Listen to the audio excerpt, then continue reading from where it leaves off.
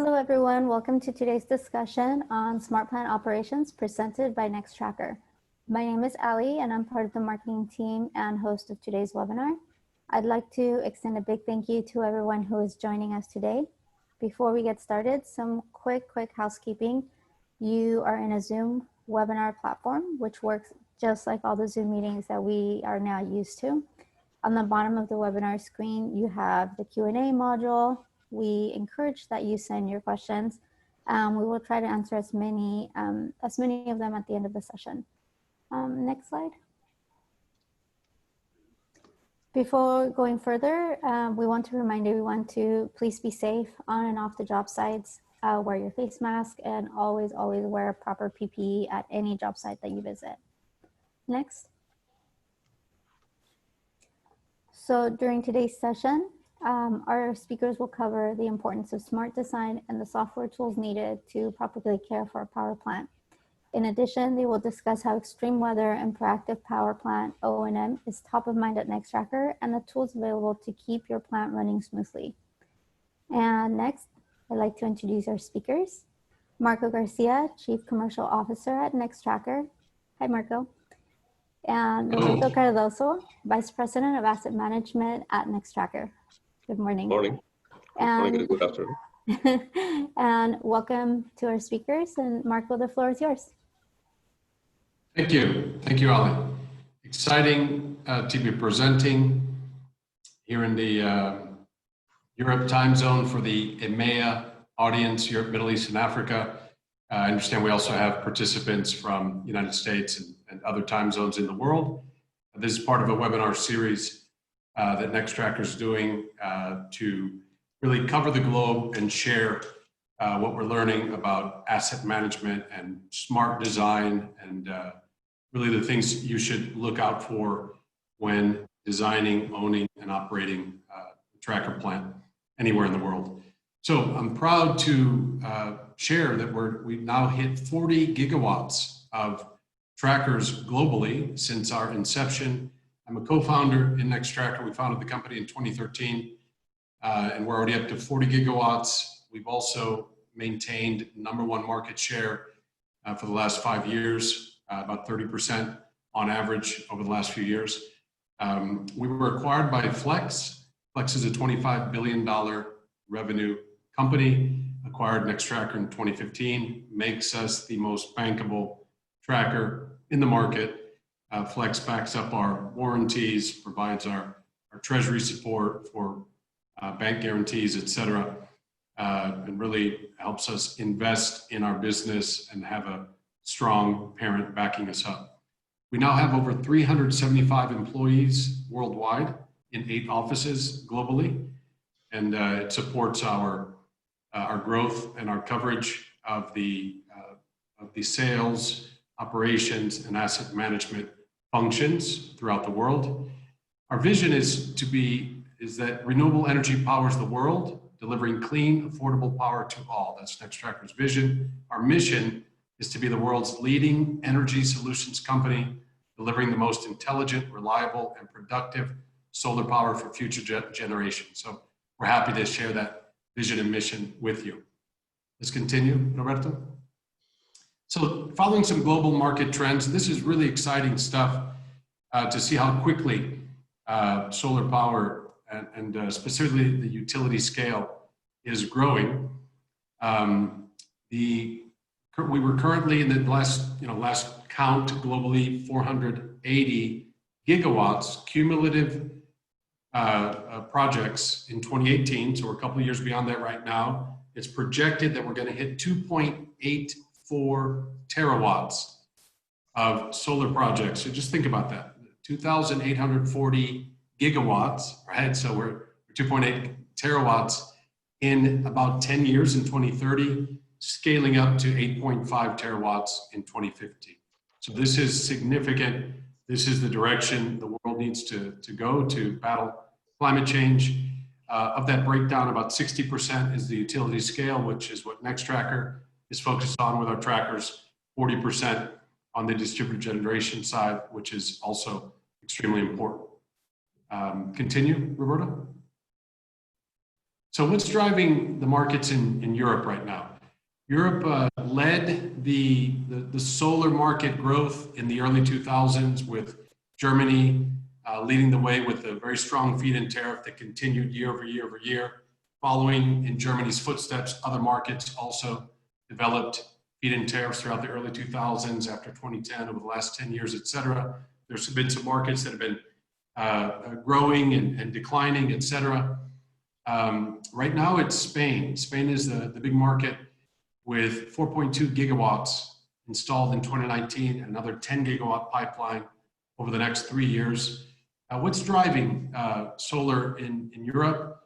Auctions continue to be the main driver of utility scale installations. There's also bilateral PPAs, which is really helpful. So private companies entering into PPA agreements to buy solar power from developers who then invest in those power plants, significant, adding to the growth of the market. And then what's really nice to see is the adoption of bifacial modules. So just a couple of years ago, bifacial was being, from an experimental perspective, put on solar plants, but people weren't sure. Banks weren't really banking on or financing the additional yield from bifacial. And fast forward to 2020, we're seeing very large power plants with bifacial modules being adopted. The gains of bifacial are being considered in the financial modeling and financing of these projects. And we're very happy because with Nextracker, we've optimized our tracker to really produce more with bifacial modules compared to other single axis tracking technologies. I'll also note we're part of the 600 watt alliance. So with these bifacial modules, much larger format modules are coming into the market, and we're part of that 600 watt alliance. We are ensuring that our product continues to handle the larger projects and the bifacial module technology. Also, more sophisticated markets mean customers are more focused on software and technology to help not only increase energy production, but also control, monitor, and do digital operation maintenance for plants from an operations and maintenance perspective. So I've been doing trackers for 18 years, since 2002. Back in the day, you built the tracker, you put it out there, and you prayed, and you hoped everything went well, and maybe someone would go out and check on it. Now we've got remote monitoring and real-time monitoring of trackers all over the world, thanks to the smart trackers that we've developed, and we're happy to talk about that today. Let's continue, Roberto. So here's the ecosystem of Nextracker to address the changing industry. We have our NX Horizon 1P tracker. That's been the horse we've ridden over these last 7 years. Of the 40 gigawatts, the large majority is our 1P Horizon tracker. It's plus minus 60-degree angle of rotation, balanced design, self-powered controller. A lot of firsts on that tracker that helped us go to #1 in the world. We also launched a year ago our 2P Gemini tracker, 2 in portrait. And what we found was about 10% of the market was going with 2P designs for various reasons. One was if there's very difficult soils and driving, or I should say pre-drilling or other expensive foundations would cause people to think of 2P to reduce foundation costs. So the Gemini platform has less than 50% of the foundations of Horizon. It's also a shorter tracker. It's 2 modules times 60, so 120 modules, roughly 4 strings of 1500 volt strings in a package that's about 60 meters long. So it fits better into tight layouts, tight property lines, and we see a higher density of DC modules with Gemini. So interestingly, we did not launch 2P Gemini for bifacial production. We're finding that the 1P Horizon still produces more with bifacial modules than 2P. We've done studies, we've published a white paper, and we're validating that in the field with our customers and with third-party engineers. Now, what's really helping Nextracker maintain our #1 market share and continuing to grow and building long-term relationships with the long-term asset owners, the companies, the IPPs that own these assets for 20, 25, 30 years, It's our software. TrueCapture and NX Navigator are the features of our software and controls. TrueCapture, many of you are familiar with. We're going to talk about it today.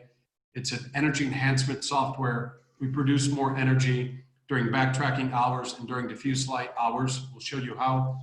And then NX Navigator is part of the TrueCapture software that gives us remote control and monitoring of the power plants in the fields. And we're able to download software to improve our technology, kind of like the Tesla model. So as we make improvements to energy enhancement and to control and monitoring, we can download that software to our customers over time. They get the latest software and enhancements remotely. Let's continue, Roberto. So we have resilience built in to our tracker. Let's talk about where we've come from over these last 7 years since we launched the company. We were the first company to launch an individual row tracker, what we call our independent row balance design tracker. Why is that? We found that the linked row design, the east-west linkage, was a blockage when doing operations and maintenance and asset management, when cleaning modules with a vehicle or doing vegetation management, cutting the grass, etc. You'd go down half the row, you'd have to reverse back out, go down another half row. So long, individual, unobstructed north-south rows, a key original design of the Nextracker platform, plus the 60-degree rotation, total 120-degree rotation. We simply get more energy in the early morning and late evening hours. It extends the backtracking hours a little bit, gives you an extra 1 to 2% more energy compared to 55 or 50 or 45-degree tracking, which was the case when we got into the industry. We had the first self-grounded tracker. So the first tracker that did not require separate grounding lugs or cables or any copper wire. And then we launched the self-powered tracker in 2014. And that really drove our adoption and market share up to #1 in 2015 and ever since. So we pulled the AC wires out of the ground. This tracker is balanced design, has one small solar panel that you see in the image, powers the self-powered controller, which powers the motor. And we're powering our tracker from the sun. So it's a beautiful thing. We launched it. We also own and operate our own controller software. We manufacture our own controller at our parent company, Flex, at their manufacturing facilities. And that gives us control of our destiny. We're able to upload our software. We're able to improve our software and share it with our customers and really stay ahead of the game. Even plants that we put in the field back in 2015 and 2016, we're able to go back to those plants today and upgrade them with TrueCapture software and NX Navigator software. It's a beautiful thing. We also offer predictive analytics and digital operation maintenance. We're going to talk about that today. And then with our smart controls and software, our NX Navigator features, we're protecting our power plants against hail. We can quickly move to a 60-degree stow angle so that when hail is falling, it doesn't damage the modules. This is something we launched earlier in 2020. It's really getting a lot of adoption. It's surprising the hail regions are growing. We're getting hail in different parts of the world where you didn't get it before due to climate change. And it's nice to have the ability to control and stow those trackers in the event of an emergency hailstorm. Let's continue, Roberto.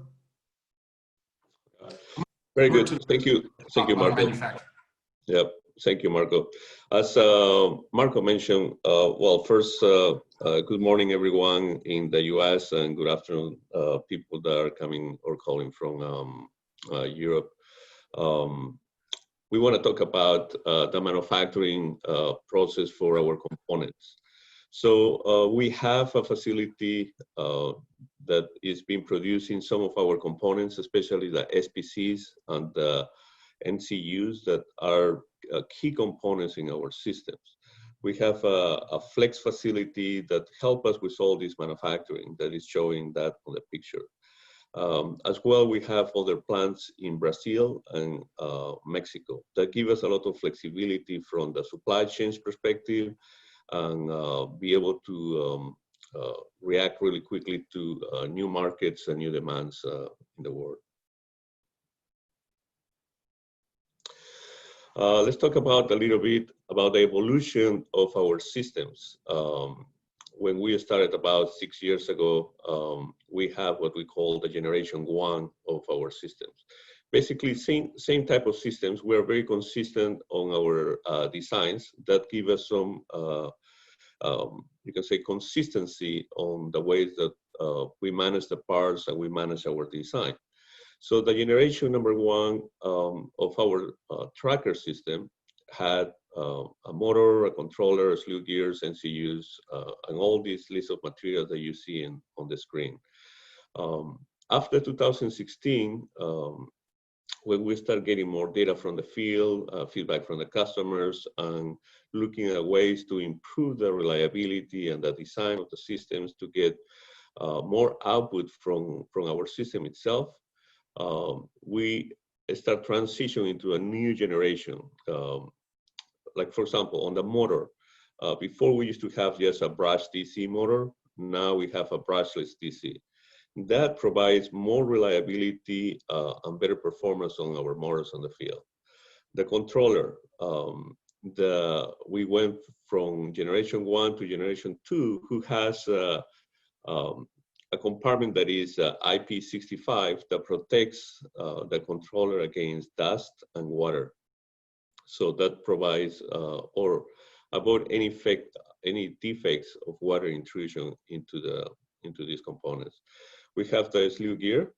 Before it required some type of maintenance every 2 years or 3 years. Now there's no lubrication needed and it's basically maintenance free. We have the NCU that also got upgraded with now a GPS base. We have the damper system that got integrated on the module rail and the fasteners. The fastener, I want to talk a little bit about the fasteners, the module fasteners that we use in our systems, and I'll talk a little bit more on detail on the next slides. Before we used to require a pneumatic, so you have to have some bigger equipment on the field. Now the tool that we use to install these fasteners is a cordless gun. So it makes much easier for the people on the field when they are doing the installation to install these hardwares, these fasteners.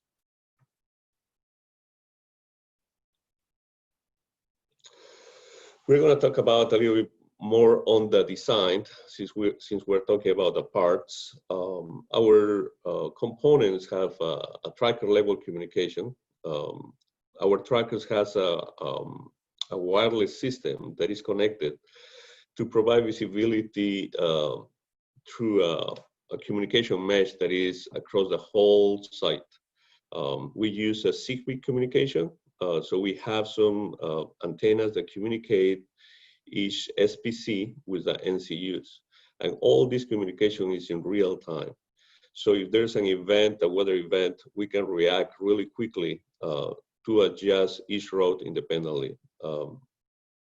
Also, we have a balanced drive system. It's a self-powered independent tracker that moves quickly with high energy efficiency. Like Marco mentioned before, our systems goes from -60 to 60 degrees. The time that takes to go from the complete, let's say 120 degrees, is from 1 minute to 1.5 minutes. However, you're never gonna do that transition. You normally are in, let's say, 40 degrees. So until you get to 60, sometimes it's less than a minute to move for stow position. Also, as Marco mentioned before, we have a smart panel that is a closed loop command and control. The smart panel basically provides power to the system. So all our motors and SPCs are self-powered with a smart panel. You can see by the number 3 on the picture, there's a small, you can say a narrow panel that is next to the regular panel, solar panel. So that's the smart panel that provides all the power to our components. And if you don't mind, Roberto, I'll just comment. Yeah, go ahead. Alex Au, our CTO, our Chief Technology Officer, came up with this cool design in the middle of the tracker that we call the offset of our torque tube adapters. So that offset, that kind of a bent tube that you see, that's what gives us the balanced design. He had the vision back in 2013 to set up the center of mass of all the glass in the module with the pivot point in the slew gear. And by matching that up, the mass with the pivot point, we ended up with a balanced design so we could put 90 modules on a tracker and operate it with a little small 24-volt DC motor, as you see in the image. And that motor is powered by the self-powered controller, again, manufactured by Flex, so that's our technology manufactured by our parent company, and that small solar panel. So when we first came out with this, the EPCs loved it, right? Because EPCs had to plan a penny and a half to do AC trenching to run power to all of the trackers. And as projects started getting bigger and bigger, 100, 200, 300 megawatts, that was a lot. It was kilometers and miles of AC cabling through the field that we were able to avoid by simply putting a small solar panel and operating our self-powered controller. So I just want to point that out because that self-powered controller is now the brain. That's the computer in our system. That's the brains that we're able to download all of our software, all of our upgrades, every type of enhancement that we make to this power plant over the next 25 years, we can download that software and the customers get the benefit of a smarter tracker every year. Continue, Roberto, please. So yeah, thinking long-term, thinking smart, designing for today, designing for tomorrow. So we've done some things in the tracker design for bifacial modules, for example, right? In the left image here, you see the high-rise rail. So back when it was monofacial module, that rail was flat. The monofacial module was pretty close to the torque tube, and you tracked the sun. You only cared about the top side, right? Now that we're concerned about the bottom side, we've lifted up the module 90 millimeters above the torque tube, and it significantly reduces the backside shading from the torque tube and really gives a lot more light from below. So we've actually successfully modeled in PV-Syst each one of our features, our design features for bifacial that allow customers to see that Nextracker 1P tracker actually produces more bifacial energy than other 1P horizontal trackers and even other 2P trackers because of the higher backside view factor. So we have all of this modeled and validated by third-party engineers, and we're kind of going customer by customer to show at individual sites that Nextracker does produce more with bifacial modules than other trackers. That's the first image. The second image, the smart panel that we just talked about, because it's slightly longer than the length of the module, we can actually detect shade on that panel. So one of the features of our TrueCapture software is eliminating shade during backtracking, right? So we put the individual algorithm on each row relative to the heights of the rows next to it. So the backtracking of this row is dependent on the height of the row in front and behind it. And that smart module gives us a feedback loop and tells us if there's any shade on that module, then we can adjust remotely the algorithm. So again, more intelligence. The third image, you see a beautiful thin film module. That's the first solar thin film project that we did in Texas. It was a beautiful day there. We've done specific design parameters on the rail to quickly install that Series 6 module. Its frame was custom adapted for installation on a tracker. And then now we're moving to the larger module formats. We're working with every major module supplier to ensure that we're compatible with the bigger modules and the bifacial modules. So we're trying to stay on top of technology changes. We're also driving technology improvements out into the field for our remote customers so they get the latest technology every year during the life of a plant. Go ahead, Roberto. Okay, let me take this one. We're going to talk about the fasteners that we use in our systems. This is one of the, you can say, innovations part of our design. And this provides a lot of, reduce the cost and a lot of benefits for the solar plant, for any solar plant during 25, 30 years. what we have over here, what you're looking over there, is a system that is based on tension. We use this hardware to put the solar panels in our systems. And it's not the regular hardware. It doesn't require a torquing process or procedure to adjust this into the system.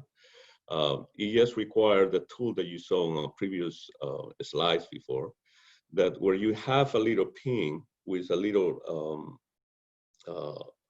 threads, and you have a nut, and with the tool, what you do is you just pressurize and swag the nut and the pin together to a tension that it will stay there forever. So these type of fasteners provide the ability of faster installation during the installation period, provide a better quality during the installation period. When you do the installation of the panels, there's a lot of human interventions. And if you are torquing a system, there could be some mistakes, or you can lose, for example, the hardware on the floor, and when you put it back together, create some not good torquing during the process of the panel installation. So with this system, we eliminate all of that. The installation of our system, because of this, is much faster. From the O&M perspective, provides so many benefits. You don't need to do any type of maintenance, so this is maintenance free, and provides a reliability through the life of the plant. Imagine if during the 25, 30 years or 35 years of a plant, all the vibration that goes on the panels when they move back and forth, or when you have weather conditions. Some of the regular hardware that require torque, with the vibration and the movements, they become loose. And sometimes you don't know, and you have to spend a lot of time trying to identify what is loose, or trying to put a preventive maintenance program, going to the site and adjusting all your hardware. With this type of design, you avoid all that. So from the installation perspective and from the O&M perspective, through the whole life of the project, there's a huge, huge benefit. By not doing any type of maintenance, also the preventive maintenance cost is basically reduced for this particular activity to zero. So your LCOE is basically very minimal. As we mentioned before in previous slides, all our components are connected to the tube that you see on the picture, on the first picture. If you notice, there is a huge gap where is all the way raised up all our components. Nothing is close to the ground. That provides us a lot of benefits when we have severe weather conditions. Because in case we have a rain and a flooding on the site, none of our equipment, because they're all the way up, will be affected. That's a big difference when you have a link or independent road system. When you have a very severe conditions where there's a lot of flood and water on site, it will create issues. But because our systems are installed in a way that are far away from the ground, we can prevent those type of systems. Our systems also have some sensors, flood sensors, that can identify the level of the water. If you can see on the picture on the right, in this case is one of our sites in Idaho, which initially had a lot of snow, and all of a sudden there's a heat wave that came to the site, and everything started melting. So all of a sudden you have all this water that is being accumulated on the site. However, none of our equipment was damaged. It was, even the tracking was working. And because we have the sensors that measure the water to the panels were not being submerged into the water. So we will be able to track during these conditions. So it was the customer in this case was really happy. by having all this water and their system still working without no problems.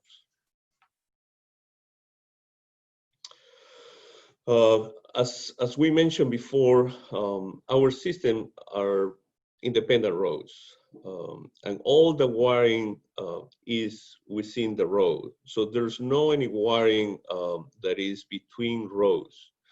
That gives us a lot of benefits, especially during the O&M term, where if you need to clean the panels, you can just go through the row and put in a cleaning mode, our system, and you can clean the panels much faster. That's one of the benefits of having these type of systems, that you can independently maneuver each row for the activities, the O&M activities that you want to do on the field. Could be panel cleaning, could be vegetation, could be anything.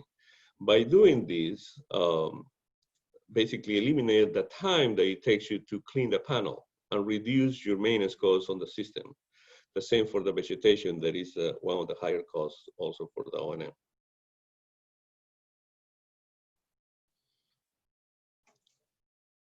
Now we're going to talk about a little more about our software that we use with our systems. Marco? Yeah, we're going to talk about TrueCapture in more detail. I mentioned this earlier. I mentioned that we have what we call road-to-road tracking, where we eliminate shade during backtracking in the morning and afternoon hours. So on the left image, you see standard industry backtracking methodology. All the rows are parallel. They're all backtracking at the exact same time, the way the algorithm is written. And basically, this is exaggerated, but in undulating land, you're going to get some trackers taller than others in the morning. They shade them in the morning. And then it's the reverse in the afternoon. Their shade comes from the other way. So with TrueCapture, we were able to develop algorithms, and through calculation of geometry, through machine learning, artificial intelligence, we're able to develop an individual algorithm for each row relative to the height of the rows next to it, the morning backtracking and the afternoon backtracking. And then we use that smart panel to measure if there's any shade hitting the smart panel. The smart panel is slightly longer than the PV panel that's producing energy, and so it will get any shade beforehand and provide that intelligence in a closed loop system. So really cool stuff on the row-to-row shade avoidance. The diffuse light tracking is the second feature of TrueCapture. This one's a little easier from conceptually. Basically, when there's clouds, rain, a hazy day, when there's equal light throughout the sky and you can't really see exactly where the sun is, there's very little direct beam. You have what's called isotropic light. It's coming from all directions. And so it makes more sense to flatten the trackers out and capture photons from all the diffuse locations, all the different directions. And so this, again, we set up weather sensors, GHI, global horizontal irradiance sensors, at the perimeter of the plant. And we use artificial intelligence and machine learning between these weather stations and the network control units to make decisions on when to go to diffuse light mode to capture more energy during those diffuse light hours. So this is software improving energy production at a power plant in year 1 and every year thereafter. And as we make slight adjustments and tweaks and improvements to the software, we're able to download the software and get that to our customers automatically. They get the benefit. Go ahead, Roberto. Show you some images of TrueCapture in action. So on the left side, on that left image, you see shading, right? There's backtracking along the lower cells, right? Because they're all backtracking at the same angle. In the central image, you see the trackers cranked over to 60 degrees, and the shading is on the ground there. So not on the modules, that's what we want. In the right image, you see diffuse light tracking mode. So going almost to 0 degrees in a diffuse light position to capture more photons during those hours. Go ahead, Roberto. And this is a really cool image. So this is 2 inverter blocks, right? The lower inverter block has standard tracking or standard backtracking, if you will. TrueCapture is turned off, and you see the shade on the ground and on the lower edge of the panels, on the lower image. On the upper image, that's another inverter block. TrueCapture's on that inverter block, and it's a beautiful thing. There's light on the panels. That's what we want, right? We want the light to be on the panels. We don't want shade on the panels. The shade is on the ground. The light is on the panels. That is individual rows being tuned for backtracking to avoid shading. That's TrueCapture in action. Beautiful. Go ahead. And here's really the validation of TrueCapture. So it's not just Marco and Roberto here telling you that TrueCapture works. To our customers around the world, these are third-party engineers, highly respected engineers that validate the financial model and the energy production of power plants around the world, right? So DNVGL, Luminate, Black & Veatch, Leidos, et cetera, NFTs in Europe. You've got these third-party engineers validating TrueCapture gains for customers so that those customers can include the TrueCapture additional energy in their financial model over 20, 25, 30-year model, whatever the time frame is. Of our 40 gigawatts today, 10 gigawatts have TrueCapture, of which 5 is already in operation and the other 5 is in deployment right now. So we deploy TrueCapture during the commissioning phase of a power plant. And we have over 85 TrueCapture projects today on 5 continents. And you see some global customers with TrueCapture around the globe. I'm sure you recognize some of those logos. These are developers, asset owners, EPCs, some of the top players in solar around the world. Go ahead, Roberto. So here's the intelligence that allows us to do a couple things, not only our wind defense system, but also our TrueCapture and our diffuse light movement, diffuse light capture, monitoring, digital O&M, all the data. Every time we push instructions out to the individual trackers and we pull data back from those trackers, we're using our NX Data Hub, okay? It's at the supervisory control layer, so it is connected to the local client and the owner's SCADA. So that NX Data Hub is something we provide. Our software is on there. There's also a library of data. We're able to store significant amounts of data for downloading after the fact. That is connected to the network control layer out in the field. So we have our network router switches, our network control units. You saw the images of the NCU network control unit, which handles about 100 trackers each. So each NCU handles about 100 trackers. And then each tracker has its own self-powered controller, right? There's also weather stations, which act as a node, if you will, in the field control layer. It could be a tracker self-powered controller, or it could be a weather station. And those all have IP addresses on this network. So we're able to receive information from the weather station and do things with it, like diffuse light tracking or defensive stow mode, right? We're able to download information to those self-powered controllers, such as, algorithms for backtracking. We can send stow commands for wind stow and diffuse light tracking, et cetera. We can also connect to battery storage facilities. So this is our network, NX Cloud, if you will. It manages all of the information, but these layers are what allow us to send out our intelligence software and receive all the information from the trackers in the field. Go ahead, Roberto. Very good. Thank you, Marco. We're going to talk about now NX Navigator.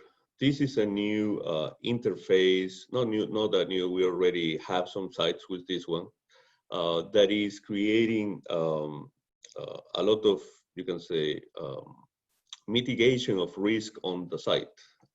It's improving also the performance and the production of the sites. So we'll talk about a little bit more about this. So it's basically the next generation of smart tracker control system that will enable your plant owners and authorized operators to monitor and securely control the PV systems. Navigator is a very robust user interface, and it provides a great visualization of your field and allows you to have a better command and control over your field. When a navigator basically is installed on your solar plant, it also provides you a better, it provides you safety features around weather conditions and allows you to manage those weather conditions to prevent basically damage on your panels or on your tracking system.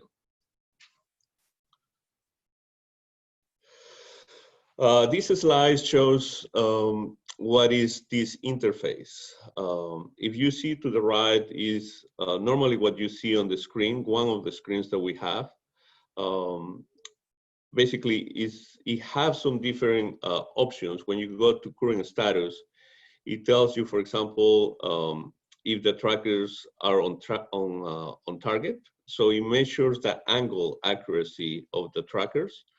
And it provides how many trackers are not on target and how many trackers are not, and calculates basically the percentage that you see on the right. In this case, it's 99.8%. Also, it shows you if your TrueCapture diffuse and row-to-row is enabled.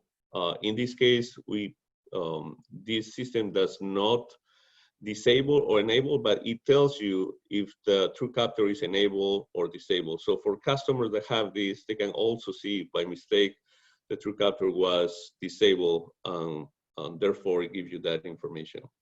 Also, the good thing about this system, and a lot of insurance companies like these ones because prevent a lot of damage due to weather conditions, are the site-wide controls.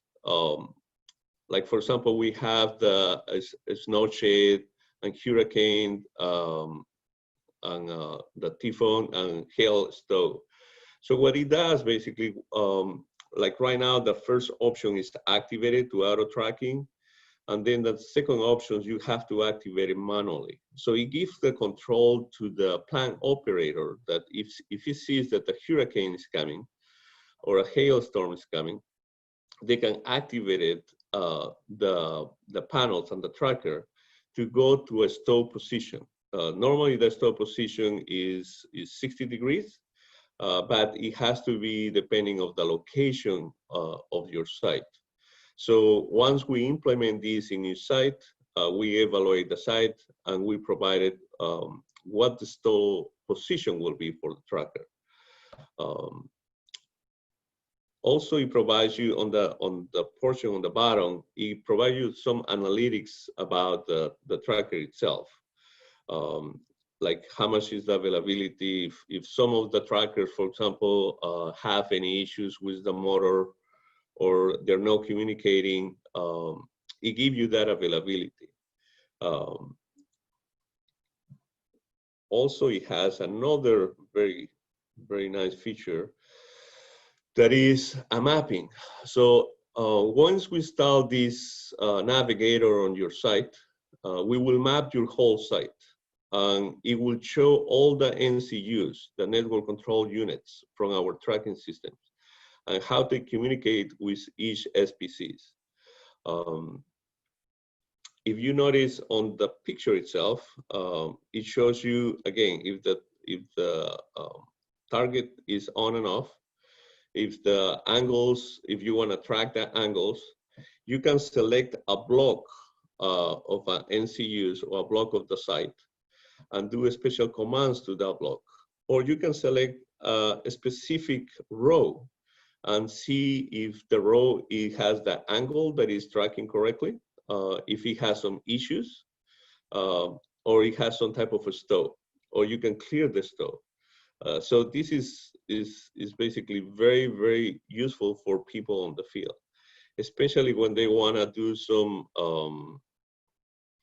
analyze what's happening with this row. Like for example, in this example, you see some like the NCU 14. There's a row that is highlighted. So if you click in that specific row, this system will give you the information of your SPCs, your NCUs, your angle tracking, everything. So if there's any issues with that, you can identify the location, you can identify absolutely everything. So from the O&M perspective and the troubleshooting perspective, this is fantastic.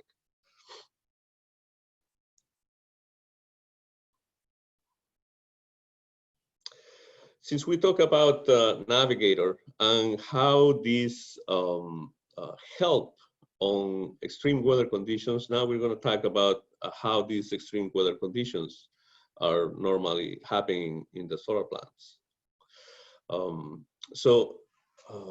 From what we have seen so far and what normally what the insurance say is on a solar plant, basically 50% of the issues are related to weather. That's what gave us basically some time ago the push to get to these features into a Navigator system. By providing these, basically, the insurance are very happy because now there's a way that we can stow the systems to prevent damage on the panels, on the trackers, basically minimize the risk in the solar plants. Marco? The hail, as I mentioned earlier, has become a major liability for power plants in certain parts of the world that get hail. This particular site, you see the image of, in 2019, got damage from a hail event, a $70 million claim to the insurance company, over 400,000 damaged modules. This particular tracker is a linked row tracker that stows at 0 degrees. So at 0 degrees, you're getting, the hail hitting exactly 90 degrees to the tracker, normal to the modules, and it's damaging the modules. Pretty much every other module is damaged on this site. Go to the next image, please. We'll show the map in Europe of hail zones. So surprisingly, there's a significant amount of hail in Europe. It is something to be concerned about. And what I think important is with climate change, we're seeing weather patterns, new weather patterns that have not been seen in the past. So in planning out the long-term viability of a tracker plant, you want to be able to move into defensive modes. Could be hail. Also for snow, we do the snow shed the same way as hail. We go 60 degrees for snow. If there's heavy snowfall, it falls off the module at 60 degrees and protects the module from hail.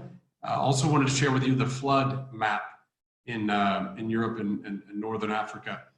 Significant areas with floods. You saw the image before where all the equipment with Nextracker is up 1.3, 1.5 meters above grade. We don't have any significant equipment below that would get damaged in a flood. So things to be aware of. Also, it's important to note, we're very happy we've hit over 500 megawatts of Nextracker projects in Europe so far. So we're growing in Europe. It's a great thing. Go ahead, Roberto. So we're going to show the image of the hail gun that a third-party engineer, RETC, used. On the left side, you see the 0 degree stow and what hail looks like at 0 degrees. On the right side, you see 60 degrees stow. So clearly, at 0 degrees, the hail, ball of hail, if you will, in this case, it's a piece of acrylic that emulates a hailstone. It hits the module at 0 degrees, destroys that module, right? On the right side, you see that hail gun going in at 60 degrees. The angle of incidence is much more lenient and it bounces off, no damage to the PV panel.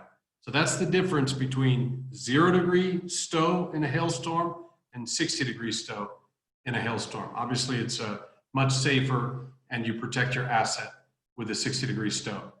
Yeah, Roberto's going to show that one more time, just so you see the side-by-side 0 degree hailstone really smacks that module, pretty much destroyed the module, and the right side, it glances off and you're protected.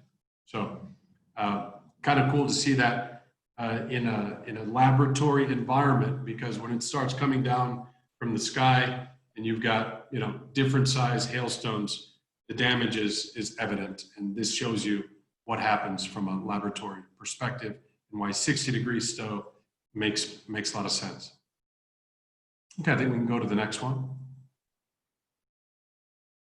So the NX Navigator, of course, allows you to move into that stow position very quickly. In this case, you've got the hail stow feature right there, and you're being asked to confirm it. So this is an active operator that has been made aware of hail moving into the region. They can quickly confirm hail stow and move the entire power plant, 200, 500 gigawatt sized power plant in the middle of Texas or Colorado to a safe stow position. Insurance premiums are coming down as a result of this hail stow feature. Nextracker is evangelizing this capability with the insurance companies that underwrite insurance for the large utility scale power plants to let them know of this feature and encourage customers to take advantage of NX Navigator. Go ahead, Roberto. This is a tale of two designs. So we talked about hail, stow. This image is more about wind protection, wind defense. So Nextracker revolutionized wind tunnel design for stowing of trackers. We have a wind defense system where we stow at 30 degrees into the wind. We have ultrasonic sensors that tell us which direction the wind is coming from. So we can stow into the east or stow into the west. If it's coming from the north or south, it's okay. We'll blow right through the trackers, not an issue.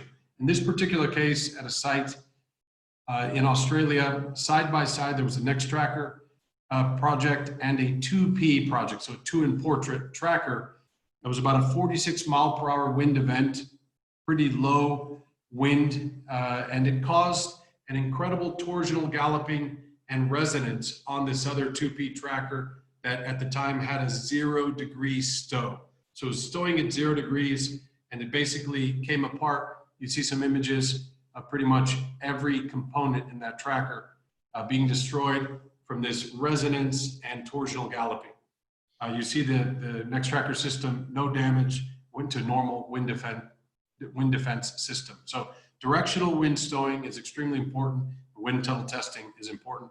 Go ahead, Roberto. I'm going to show a few more images just to folks to be aware. 2P trackers in the wind at this site. There's wind farms in the background. You see the turbines, and so it gets prevailing winds. In this case, again, torsional galloping caused destruction of a 2P tracker. Go ahead, Roberto. This other one, I'm really, as a tracker industry representative, I'm sad to show these, but these have been in the industry now for a couple of years.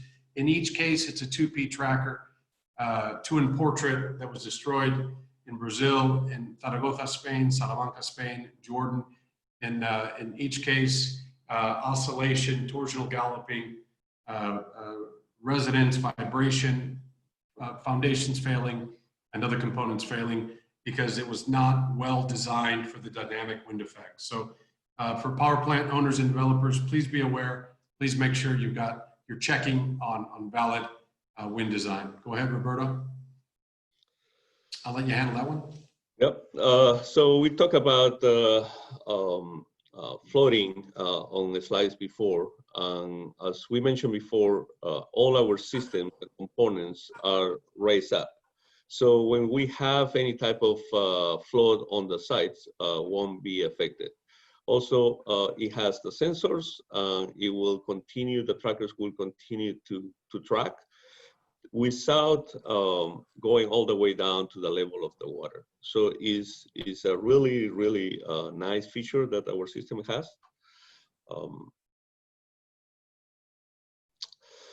Now we talk about how our system works. And if you notice, every single row has an independent system. So it has their own SPC, their own antennas, their own communications. That allow us to capture a lot of data.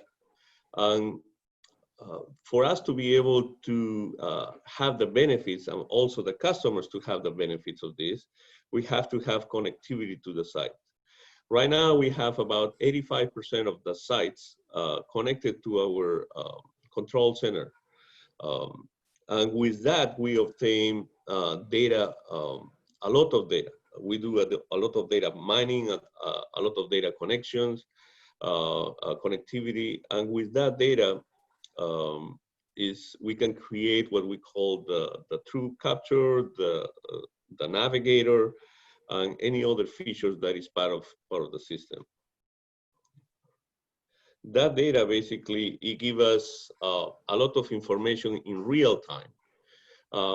That information in real time provides a lot of benefits, especially from the O&M perspective. And with all this data, what we're doing right now, we are evolving to the next stage, that is the predictive analytics with the data analysis. If you see from the higher level perspective, the tracking system is just a small portion. The cost of the O&M is a small portion of the whole system. You have the DC wiring, the cleaning and vegetation. When you compare the cost of the cleaning and vegetation against the tracker, is tremendously much higher. Like we mentioned in previous slides, our system not only provide you the capacity to lower your LCOE for the tracker itself, but also your cost on the cleaning and vegetation management. Because it's independent road, you can actually move the trackers when you want to clean your panels and when you want to manage your vegetation on site. Excuse me, go ahead. Roberto, we've got about a couple minutes left, and I just wanted to let folks know, if you have time, we'll take Q&A after the hour, because we did want to allow a few minutes for Q&A. So I want to soon, so we can do. Thanks, Roberto. I'll try to do very fast on this one. So digital O&M is, you can say, we monitor the site, all the data that we capture from the site, we analyze it, and we diagnose what's going on the site. With the Navigator, we can identify where exactly there is a problem, and we can even predict any failure. Let me show you here a little more of the prediction of the failure. Like in this case, you can have so many days, like 9 days before the failure, that you can actually act on the field. And that's by analyzing the behavior of our components. We have about 13 points for each row that we capture of data. By those, the data, we analyze the trend of the data, and we can come up on the prediction of any type of failure on our systems. And that mixed with the Navigator, we can tell you at what location it could be an issue in our plant and when it's going to happen. With that, basically give you some benefits of reducing your labor costs by reducing your track rolls on the site. So you can consolidate your track rolls. This is a very nice feature that all the O&M providers like, because reduce your costs on the plant. And also, by knowing when it's going to fail, you can minimize your downtime on site, which will increase your production. So there's availability increase, there's production increase, and there's minimizing your O&M costs by the track rolls. You can identify what parts needs to be changed ahead of time before you go to the site. So when you go to the site, you are fully prepared. I've been spending so much time on the field, and I see how much time that people actually troubleshoot, spend troubleshooting issues. With this feature, basically the troubleshooting is minimized. So the time that you spend identifying issues and going and repair is significantly low. For that, you will reduce your overall cost of the operation and maintenance. This is a list of services that we provide. Basically, we just talk about digital O&M with predictive maintenance. Also the other services like technical support, training. So we provide training for O&Ms and asset owners. Upgrades, standard service agreements, tool rentals, part replacements, and commissioning. Marco? Yeah, so I want to thank everyone for joining us today. And we've done several of these in the series. There's 2 more coming up, United States on September 29th, and Latin America, Spain, and Espanol on September 30. And I'll let Ali take it from here. Ali. Great. Thank you so much for that deep dive on everything Nextracker. I only have a couple questions that I think we have time for. We want to be respectful of everybody's time. The first one is, do you use PVSys to model your software for energy benefit? Yes, we do. So PVSys, and you're referring to TrueCapture? TrueCapture, yes. Okay, great. So yes, in the TrueCapture, we've been successfully able to use PVSys to model the energy gains. That's what's enabled us to really work with the third-party engineers to validate that our estimates for TrueCapture gains are conservative, right? Third-party engineers tend to be conservative, and we're able to model the row-to-row gains using PVSys. That's correct. So our second question is all about wind. Can you discuss your wind design and engineering? Who do you use to test our wind tunnels? And how do you deal with Cirso winds that hit Spain pretty hard? And have you done any testing with your 2P tracker? So it's a little bit of everything. Okay. I'll take that one, Roberto. Okay, yeah, go ahead. So we use CPP wind tunnel in Fort Collins, Colorado. We've been working with CPP for many years. We revolutionized with them the modeling of our tracker in their wind tunnel, and we developed the different methodologies to determine our optimal Stow methodology. How we would avoid the wind damage that you saw in some of those images in Spain. Our ultrasonic wind sensors sense not only the velocity of the wind, but also the direction. So if the wind's coming from north to south, tailing off to about 35 degrees east-west, it's okay. After that point, if it's coming from the east or west, we will stow, based on the threshold, stow into the wind, either east or west at 30 degrees. We've not suffered a wind failure in the history of Nextracker on that significant level as you saw in some of those images. So it's a proven wind defense system, and it's a benefit of our smart solar trackers. On Gemini, the part of the question asked about Gemini. So our 2P product, because we're the leaders in the wind defense for trackers, we've made this 2P Gemini bulletproof on the wind. We actually use a locking actuator, and we're locking at every single angle throughout the rotation of Gemini. So it's a design that is made to go to even higher wind defense. Gemini is designed to go in coastal areas and even higher wind than what Horizon can handle. So I think that answers the question. It does. All right, so I'm going to close it down now. Thank you to our presenters and the audience for your time today. If you as a guest missed any of this presentation or would like to hear it again, it will be available on demand in the next couple of days. In addition, as Margot mentioned, we're going to be doing more webinars next week. We have 2 more webinars, one in English, one in Spanish, covering the US and the Latin American regions. So get in touch with us if you'd like to attend those. And thank you so much for joining us today. This is the end of today's webinar. Bye. Thank you, everyone. Have a good day. Thank you. Appreciate your time.